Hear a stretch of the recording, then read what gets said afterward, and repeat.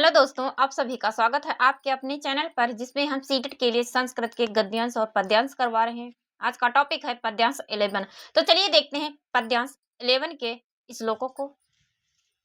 बोद्धारो मत्सरग्रस्ता प्रभवा इसमें दूषिता अबोधोप हताश्चान्य जीर्ण मंगे सुभाषितम। यानी कि बोद्धारो का अर्थ है कि बुद्धिमान वर्ग। क्या है? तो बुद्धिमान वर्ग। बोद्धारों का अर्थ है बुद्धिमान वर्ग। फिर है मत्सर ग्रस्ता यानी कि ईर्ष्या से भरे हुए। मत्सर ग्रस्ता का अर्थ है ईर्ष्या से भरे हुए। फिर है अबोधोप पहता। क्या है? तो अबोधो पहता। तो इसका अर्थ है कि अज्ञान से परेशान जीर्ण मंगे अंगों से असमर्थ होने पर। तो बोद्धारो मत्सरग्रस्ता प्रभवा इसमें दूषिता यानी कि ज्ञानी लोग ईर्ष्या से ग्रसित होते हैं। शक्तिशाली लोग अहंकार से दूषित होते हैं।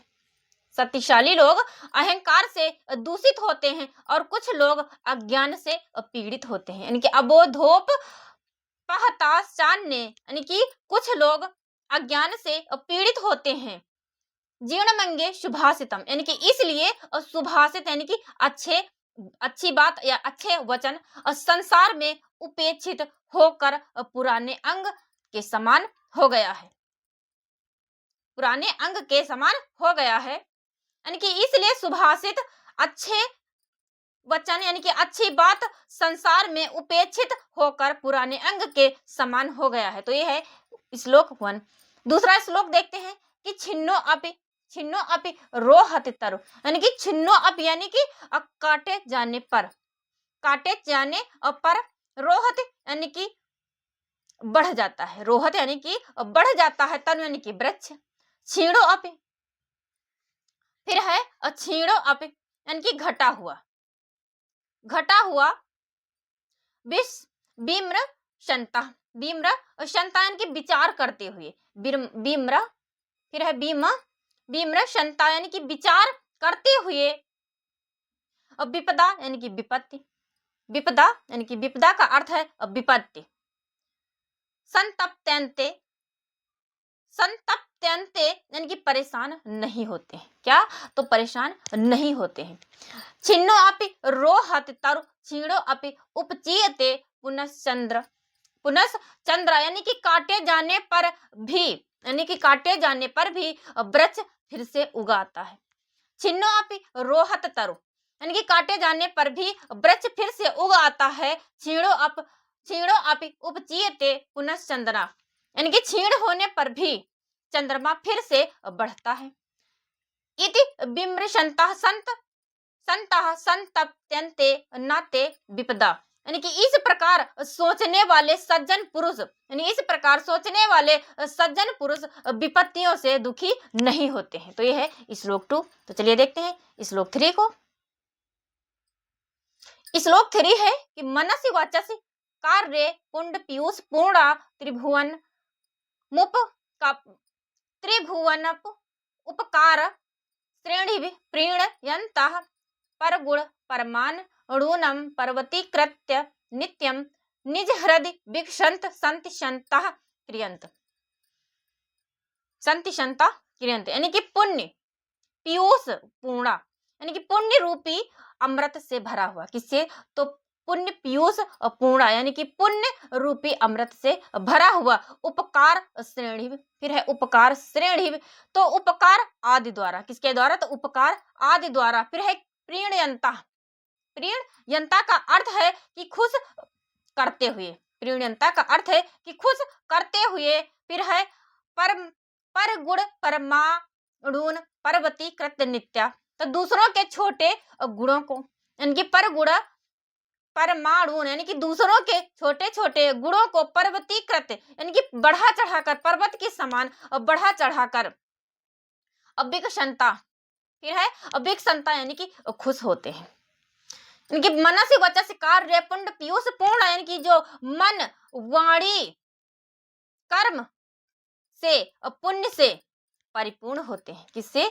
तो जो मन, वाणी, कर्म और पुण्य से परिपूर्ण होते हैं। त्रिभुवन मुप उपकार श्रेणी प्रीणयन्ते, यानी कि अपने उपकारों से, किससे? तो अपने उपकारों से तीनों लोकों को प्रसन्न करते हैं। अपने उपकारों से तीन लोकों को प्रसन्न करते हैं। पर गुण परमा ऋण पर्वती कृत्या, यानी कि जो दूसरों के छोटे से छोटे गुणों को पर्वत के समान बड़ा मानते हैं।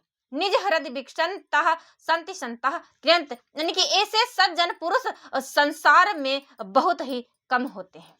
तो ये है पद्यांश 11 के श्लोक। तो अब इस श्लोक से जो प्रश्न बनेंगे, तो चलिए हम आप लोगों को उन प्रश्नों की तरफ ले चलते हैं। देखते हैं वो प्रश्न है, प्रश्न 1 है,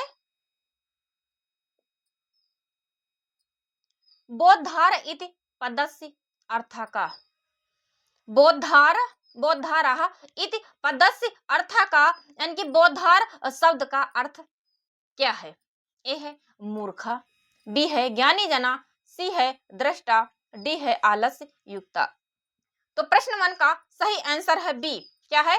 तो प्रश्न 1 का सही आंसर है बी, ज्ञानी जना। क्या है? तो ज्ञानी लोग। इसका सही आंसर है बी, ज्ञानी लोग। यानी कि बोद्धारा इति पदस्य अर्थः का, यानी कि बोद्धार शब्द का अर्थ क्या है? तो इसका सही आंसर है बी। चलिए बढ़ते हैं अगले प्रश्न की तरफ। अगला प्रश्न है प्रश्न 2। प्रश्न 2 है, मत्सरग्रस्ता इत्यस्य सम्यगर्थः का, यानी कि मत्सरग्रस्त का सही अर्थ है। ए है करुणायुक्ता, बी है ईर्ष्यायुक्ता, सी है क्रोधयुक्ता या फिर डी है शांता। तो प्रश्न 2 का सही आंसर आप लोगों को करना है। चैनल पर पहली बार आए तो चैनल को सब्सक्राइब करिए, वीडियो को लाइक करिए, ज्यादा से ज्यादा शेयर करिए ताकि इसी तरह के बेहतरीन वीडियोस आप लोगों तक पहुंचे और आप लोग उन्हें देख सकें।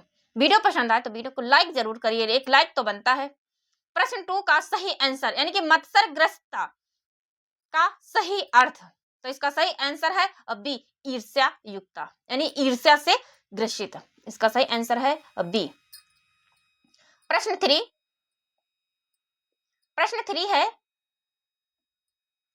कि द्वितीय श्लोके कयो दृष्टान्तः दत्ता, यानी कि दूसरे श्लोक में किसका उदाहरण दिया गया है? ए है नद्या सागरस्य, बी है अग्नि वायो, सी है तरो चंद्रस्य या फिर डी है पर्वतस्य मेघस, यानी कि नद्या सागर यानी नदी और सागर का, बी है अग्नि वायु यानी अग्नि वायु का, सी है तरो यानी कि वृक्ष चंद्रमा का, सी है पर्वतस यानी कि पर्वत और मेघ का।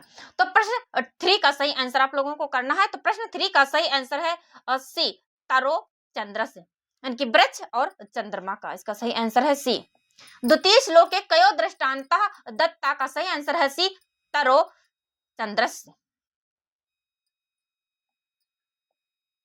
अगला प्रश्न है प्रश्न 4। प्रश्न 4 है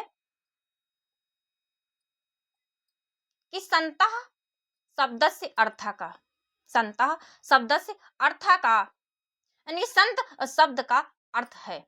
ए है नृपा, बी है योद्धारा, सी है सजना, डी है व्यापारीणा। तो प्रश्न 4 का आप लोगों को सही आंसर करना है। संतः शब्दस्य अर्थः का, यानी कि संत शब्द का अर्थ है, तो इसका सही आंसर है सी, सज्जना, सज्जना। इसका सही आंसर है सी, इनकी सज्जन पुरुष, सज्जना। इसका सही आंसर है सी। हम एक पद्यांश CTET, UP TET and other TET जितने भी हैं, जो संस्कृत के गद्यांश और पद्यांश पूछे जाते हैं, सभी के लिए अत्यंत इंपॉर्टेंट है, जिसमें कुछ एमसीक्यूज और कुछ पीवाईक्यूज मिक्स क्वेश्चन है। बढ़ते हैं अगले प्रश्न की तरफ। अगला प्रश्न है प्रश्न 5। प्रश्न 5 है कि सज्जना किम पर्वती कुर्वन्त, यानी कि सज्जन पुरुष किसे पर्वत के समान बना देते हैं। ए है स्वदोषान, बी है परगुणान, सी है धनम या फिर डी है शत्रुन। तो सज्जना किम पर्वती कुर्वन्त का सही आंसर है बी, परगुणान। क्या है, तो पर गुणा यानी कि पर गुणों को, दूसरे के छोटे छोटे गुणों को पर्वत के समान बड़ा बना देते हैं। कौन, तो सज्जन पुरुष। इसका सही आंसर है बी, सज्जन। सज्जना किम पर्वती कुर्वंत का सही आंसर है बी, पर गुणान। प्रश्न, अगला प्रश्न है प्रश्न 6। प्रश्न 6 है कि सज्जना केन त्रिभुवनम प्रीणयंत। प्रीणयंत, ए है दानेन, बी है बलेन, सी है उपकार, श्रेणी, डी है युद्धेन। यानी कि सज्जना केन त्रिभुवन प्रीणयंत, यानी कि सज्जन पुरुष किसके कारण तीनों लोकों में प्रिय हो जाते हैं। ए है दानेन यानी कि दान से, बी है बलेन यानी कि बल से, सी है उपकार श्रेणी यानी कि उपकार से, डी है युद्धेन युद्ध से। तो प्रश्न 6 का सही आंसर है सी, उपकार श्रेणी। इसका सही आंसर है सी, उपकार श्रेणी, यानी कि अपने उपकार से तीनों लोकों में सम्मानित होते हैं या पूजे जाते हैं।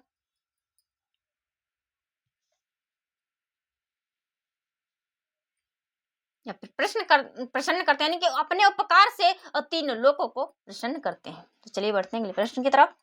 अगला प्रश्न है प्रश्न 7।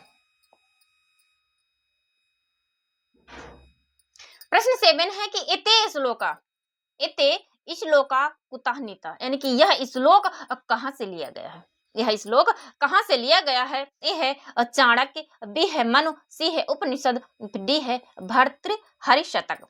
तो आप लोगों को बताना है प्रश्न 7 का सही आंसर। वीडियो पसंद आए तो वीडियो को लाइक करिए, ज्यादा से ज्यादा शेयर करिए, और चैनल पर पहली बार आए तो चैनल को सब्सक्राइब जरूर करिए।